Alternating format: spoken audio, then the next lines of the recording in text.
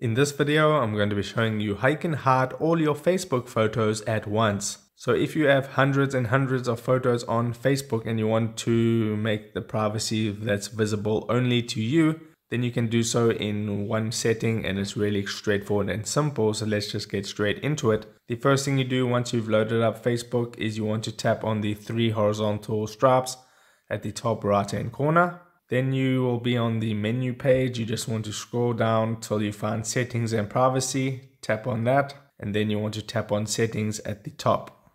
From here, you want to scroll down until you find the profile and tagging option. So right there. And then underneath the tagging option, it says who can see posts you're tagged in on your profile.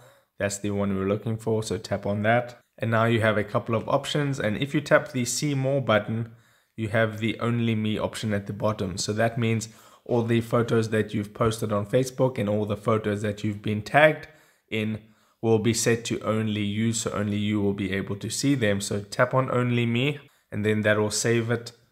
And then you can go back essentially, and all your posts will be private basically. But you have a couple of other options. You can choose friends of friends or friends accept, and choose the friends that you want to be able to see your post.